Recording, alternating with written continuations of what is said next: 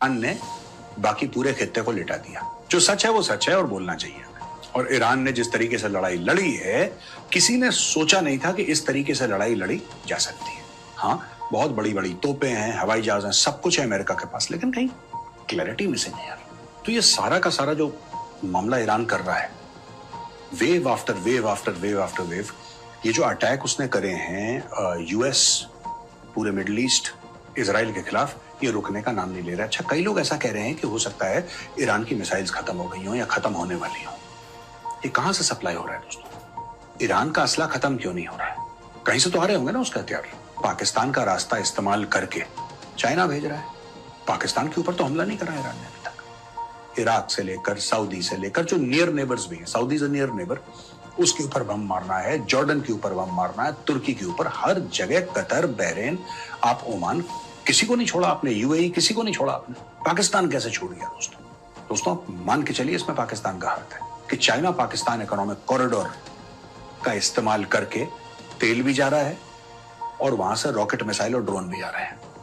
और ये रोज के रोज मिसाइल मारना, ड्रोन मारना, ये बहुत ज्यादा इसमें खर्चा लगता है। जी हाँ नाजरीन, इस जंग में अगर देखा जाए तो ईरान ने जिस तरह इसराइल और अमेरिका को जो है वो ठीक ठाक नुकसान पहुंचाया है और उनके ठिकाने और उनके शहरों को तबाह बर्बाद किया है, इसकी कोई मिसाल नहीं मिलती। और अभी तक ईरान जो है वो अपने इन इक़दामात से पीछे नहीं हट रहा। हालांकि अमेरिका जो है वो बार बार इस चीज़ का इंतबाह कर रहा है कि वो इस जंग को ज़्यादा देर तक नहीं लेके चलेगा, इसको जंग को ख़त्म करने के दर पे है। और कई ममालिक से उन्होंने जो है वो मदद की अपील भी की है, लेकिन कोई भी उसके साथ नहीं खड़ा। और इसी तरह अब मेजर गौरव आर्या साहब जो हैं वो भी हैं और क्या कुछ कह रहे हैं, चले आइए वीडियो में देखते हैं। वीडियो बड़ी मज़ेदार होने वाले, हमारे साथ रहिएगा। दोस्तों, यहाँ पे डोनाल्ड ट्रंप का एक बहुत बड़ा बयान आया है और डोनाल्ड ट्रंप ने ये माना है कि कहीं ना कहीं यूएस फोर्सेस कम पड़ रही हैं। पहले डोनाल्ड ट्रंप को यह लग रहा था कि यूएस की फोर्सेस आएंगी और ईरान जो है डर के मारे जमीन पर लेट जाएगा। ईरान ने बाकी पूरे खित्ते को लिटा दिया। जो सच है वो सच है और बोलना चाहिए हमें। Iran has been a surprise package in this. और ईरान ने जिस तरीके से लड़ाई लड़ी है, किसी ने सोचा नहीं था कि इस तरीके से लड़ाई लड़ी जा सकती है। वेल, आज की तारीख में डोनाल्ड ट्रंप ये कह रहा है कि चाइना से हमें मदद चाहिए, फ्रांस से मदद चाहिए, उसने यूके से मदद मांगी है, उसने साउथ कोरिया से मदद मांगी है। ये देखिए साहब, वो कह रहा है कि यूनाइटेड किंगडम भी आ जाए और जापान भी आ जाए और सब कोई आ जाए, and we will keep the Hormuz open and safe. जो स्ट्रेट ऑफ हॉर्मूज है जिसको ईरान ने रोक दिया है, लिहाजा हमें सबकी मदद चाहिए और आइए और यहां पे अपना अपना हिस्सा डालिए। ऐसा क्यों कहा है डोनाल्ड ट्रंप ने दोस्तों? पहले इसको एनालाइज करते हैं, फिर मैं आपको अगली खबर बताऊंगा जो इससे ज्यादा इंटरेस्टिंग है। लेकिन for now, why has Donald Trump said what he has said? जैसा मैंने आपको बताया ना कि डोनाल्ड ट्रंप को यह लग रहा था कि अमेरिकन फोर्सेस काफी हैं, वो कर लेंगे। लेकिन क्या होता है कि वॉर की एक बड़ी अजीब आदत होती है, the body bag start coming home. और अब डोनाल्ड ट्रंप को पॉलिटिकल प्रेशर, मिलिट्री प्रेशर नहीं है उसके ऊपर मिलिट्री प्रेशर नहीं है, उसके ऊपर पॉलिटिकल प्रेशर है। और इतना जबरदस्त पॉलिटिकल प्रेशर डोनाल्ड ट्रंप के ऊपर आ रहा है, लोग कह रहे हैं साहब एप्स्टीन फाइल्स में आपका नाम है और आप उस नाम को छुपाने के लिए कि इसके ऊपर चर्चा ना हो, आप अलग अलग हरकतें कर रहे हैं। कभी आप वेनेजुएला चले जाते हैं तो फिर 3-4 दिन के लिए एप्स्टीन फाइल्स का मामला टल जाता है, फिर आप कोई कमेंट कर देते हैं, फिर आप कुछ कर देते हैं, कुछ कह देते हैं, फिर आप ये कह देते हैं साहब मैं ईरान के ऊपर अटैक कर रहा हूं। अब ये सारी की सारी चीजें डेमोक्रेट्स कह रहे हैं, दे आर सेइंग दैट। और मुझे भी अब लग रहा है फ्रॉम अ मिलिट्री पर्सपेक्टिव, और ये कई बार मैं बोल चुका हूं कि इजराइल का जो एंड गेम है it is pretty much sorted. देखिए ना, मैं आपको एक बात बताता हूं दोस्तों, जो हार और जीत भी होती है ना लड़ाई में, जितना मैंने कैंपेन्स पढ़ी हैं, जितना मैंने सोचा है, एनालाइज करने की मैंने कोशिश की है, बड़ी से बड़ी कैंपेन्स आप देखिए जो होंगी, बड़े से बड़े वॉर्स होंगे, उसमें जीतने और हारने का जो फर्क है वो सिर्फ ये नहीं कि किसके पास बेहतर हथियार हैं और बड़ी फौजें हैं, वो एक बड़ा इंपॉर्टेंट फैक्टर है, no doubt, but that is not the only factor. एक बहुत बड़ा फैक्टर ये है कि क्या आपके पॉलिटिकल ऑब्जेक्टिव्स क्लियर हैं, क्या आपके मिलिट्री ऑब्जेक्टिव्स क्लियर हैं, क्या आपके स्ट्रेटेजिक क्लैरिटी है आपके पास, क्या आपको पता है बिल्कुल आप क्यों ये लड़ाई लड़ रहे हैं। ये जो 2-3 चीजें हैं, क्या ये आपके दिमाग में एब्सोल्यूट क्लैरिटी के साथ हैं? मुझे लगता है अमेरिका यहां पे लैग कर रहा है। हाँ, बहुत बड़ी बड़ी तोपें हैं, हवाई जहाज हैं, सब कुछ है अमेरिका के पास, लेकिन कहीं क्लैरिटी मिसिंग है यार। क्योंकि यही बंदा आज से 4 दिन पहले यूके के प्राइम मिनिस्टर को यह बोलता है कि जब यूके के प्राइम मिनिस्टर ने बोला कि हम भी अपने जहाज भेजते हैं वहां पे आपकी मदद के लिए, अरे हम तो लड़ाई जीत गए, हम तो लड़ाई जीत गए, we have won this war. अब आप लोग क्या कर रहे हो यहां पे? Why the hell are you here? एक जीती हुई लड़ाई में आके आप अपना हिस्सा डालने की बात कर रहे हो? No, you are not needed. Donald Trump ने मुंह पे बेइज्जती कर दी। बेइज्जती करने के बाद डोनाल्ड ट्रंप भूल गया। अब ये कह रहा है जहाज क्यों नहीं भेज रहे? अरे भाई, तूने तो 4 दिन पहले बोला था कि नहीं चाहिए, और लड़ाई जीत चुके हैं। अब लड़ाई जीत चुके हैं, फिर इतनी नेवीज को बुलाना? अब ये बोलेंगे जो जो यूएस की गवर्नमेंट है, दे विल से कि no no no, this is not for fighting a war, this is for keeping the strait of Hormuz open. यार, strait of Hormuz open is war.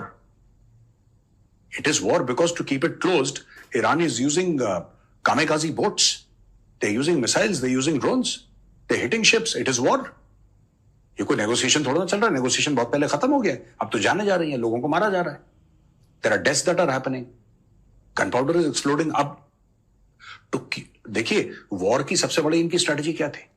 आप तेहरान में बम मारेंगे, तेहरान ऊपर है, Tehran ऊपर है बिल्कुल, हॉर्मुज नीचे है। आपने ऊपर बम मारा, उन्होंने नीचे वाला पूरा मामला बंद कर दिया। अब बताइए, ये तो वॉर की स्ट्रेटेजी है, ईरान की वॉर की स्ट्रेटेजी है। आपको सोचना चाहिए था भाई, अमेरिकन जब वॉर गेम कर रहे थे तो अमेरिकन ने वॉर गेम करते वक्त क्या समझा? What did the Americans believe would happen?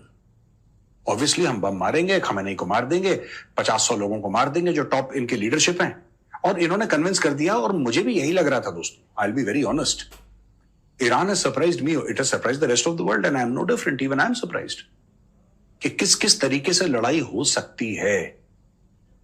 The wars are not only kinetic, non kinetic aspect बड़ा इंपॉर्टेंट है। आपने पूरा स्ट्रेट ऑफ हॉर्मुज ब्लॉक कर दिया, आपने 20% of oil supply of the world आपने ब्लॉक कर दी है, वहां पे त्राही माम हो गया बिल्कुल। आज की तारीख में अमेरिका कह रहा है जहाज भेजो यार। अच्छा, now it will tell UK, it will tell European countries कि तुम भी जरा हिस्सा डालो इसमें, तुम भी इसमें जरा अपना हिस्सा डालो।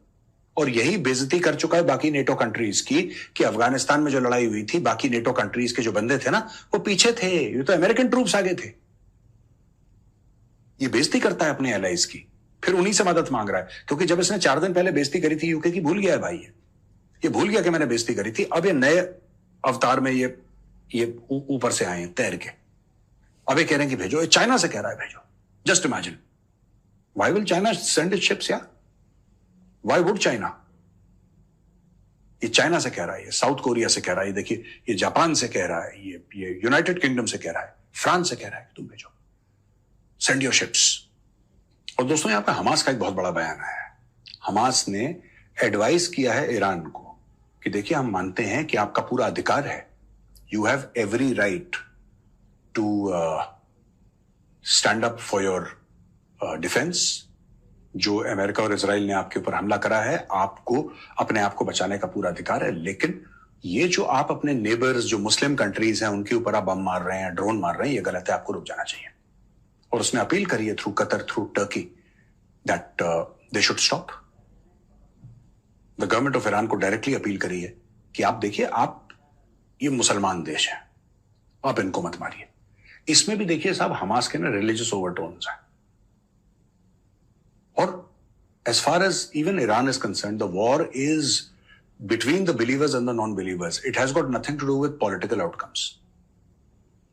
At least on the face of it, जिस तरीके से पब्लिक को बेच रहे हैं वॉर, ठीक है। अमेरिका का तो पूरा डिसऑर्गेनाइज्ड मामला है ही, that we have discussed threadbare. But the fact of the matter is the way Hamas is painting it, that these are Muslim countries and there are non-Muslim countries.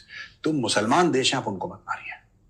That is what Hamas is saying, and this is, I think, amongst the very, very few public reach outs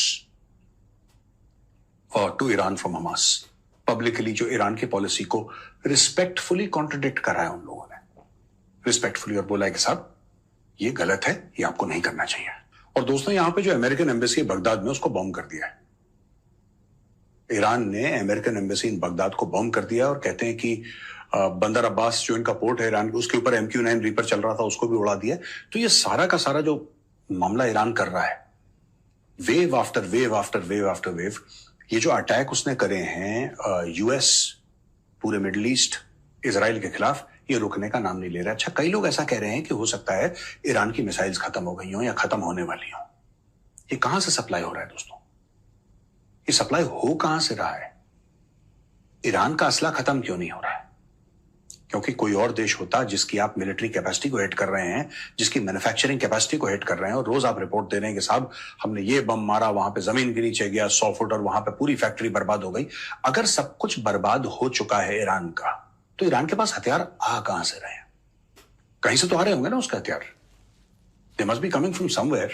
कुछ तो होगा उनका कि साहब ये यहां से weapon कोई ना कोई तो उसको सप्लाई कर रहा है। अब रशिया इस पोजीशन में नहीं है क्योंकि रशिया खुद परेशान है, रशिया खुद यूक्रेन की लड़ाई में उलझा हुआ है। यानी कि या तो पाकिस्तान का रास्ता इस्तेमाल करके चाइना भेज रहा है, क्योंकि शिप से तो चाइना डेफिनेटली नहीं भेज रहा, लेकिन चाइना ये कर सकता है दोस्तों। And this is just one scenario that I am trying to paint. I don't know if it's true और नॉट, लेकिन पाकिस्तान के ऊपर तो हमला नहीं करा ईरान ने अभी तक। आपने कभी सोचा ही है? Pakistan it's a neighbouring country, तो अफगान को तो मारना या उनके ऊपर हमला करना कोई सर पैर वाली बात नहीं है, लेकिन पूरे नेबर्स और नियर नेबर्स पे ईरान ने कहर मचा रखा है। इराक से लेकर सऊदी से लेकर जो नियर नेबर्स भी हैं, सऊदी से नियर नेबर, उसके ऊपर बम मारना है, जॉर्डन के ऊपर बम मारना है, तुर्की के ऊपर, हर जगह, कतर, बहरीन, आप ओमान, किसी को नहीं छोड़ा आपने, यूएई, किसी को नहीं छोड़ा आपने। पाकिस्तान कैसे छूट गया दोस्तों? दोस्तों आप मान के चलिए इसमें पाकिस्तान का हाथ है, आप मान के चलिए, लेकिन फिर वही सवाल है कि अगर पाकिस्तान का हाथ है और दुनिया भर पे बम मार रहा है ईरान, पाकिस्तान कहता है कि भाई ईरान हमारा मुस्लिम भाई है। मुस्लिम भाई तो वो यूएई का भी है भाई, अरब भी तो मुसलमान है, उन पर तो बम मार रहा है, पाकिस्तान पे क्यों नहीं मार रहा? इसका एक कारण हो सकता है कि चाइना पाकिस्तान इकोनॉमिक कॉरिडोर का इस्तेमाल करके तेल भी जा रहा है और वहां से रॉकेट, मिसाइल और ड्रोन भी जा रहे हैं, क्योंकि लगातार दर लगातार लड़ने की क्षमता जो है, ये जो लड़ने की क्षमता ईरान की है, देखिए आप में जितना भी जोश हो, जितना भी जज्बा हो, जब तक आपके पास हथियार नहीं है आप लड़ नहीं सकते। और ये रोज के रोज मिसाइल मारना, ड्रोन मारना, ये बहुत ज्यादा इसमें खर्चा लगता है, बहुत ज्यादा है ये। मतलब it's not, and most of these drones that Iran is using are not reusable. It's not like कि वो ड्रोन जा रहे हैं, वहां पे बम फेंक के वापस आ रहे हैं, फिर से यहां पे एमुनेशन लगा के फिर भेजा जा रहा है ना, नॉट एट ऑल। ये वन वे वाले हैं, एक बार गए तो वहीं पे अटैक करके ड्रोन भी खत्म। तो लगातार हजारों ड्रोन भेज कैसे पा रहे हैं रोज के रोज? इनके पास कितने ड्रोन पड़े हैं, कितनी इन्वेंट्री है? या तो दोस्तों चाइना से आ रहा है, और चाइना से कैसे आएगा? हवाई जहाज से चाइना ने भेजा पाकिस्तान के अंदर, और पाकिस्तान के अंदर से ट्रक में लोड करके ये थ्रू बलोचिस्तान, सिस्तान बलोचिस्तान, ईरान के अंदर एंटर कर रहे हैं, और उसी रूट से तेल वापस चाइना जा रहा है। ये कारण हो सकता है जिसकी वजह से अभी तक पाकिस्तान बचा हुआ है, क्योंकि पाकिस्तान डबल गेम खेल रहा है, वो दोनों तरफ, वो अमेरिकन के साथ भी गेम खेल रहा है, चाइनीज के साथ भी, ईरानियों के साथ भी। गोबर ये सब जो है वो थोड़ा-सा लगता है घबराहट का शिकार हो चुके हैं, जिसकी वजह से वो पाकिस्तान पर वो इल्ज़ाम दे रहे हैं। हालाँकि दुनिया को पता है कि ईरान के पास जो ड्रोन के पूरे-पूरे शहर आबाद हैं, जो ज़मीन के अंदर हैं, और मिसाइलों के पूरे-पूरे शहर आबाद हैं, जो उन्होंने अपनी वीडियोज़ में भी दिखाए हैं। इस सारे मामले में आपकी क्या राय है? हमें ज़रूर बताइएगा। वीडियो को लाज़मी लाइक कीजिएगा और चैनल को ज़रूर सब्सक्राइब कीजिएगा। मिलते हैं नेक्स्ट वीडियो में, तब तक के लिए अल्लाह हाफ़िज़।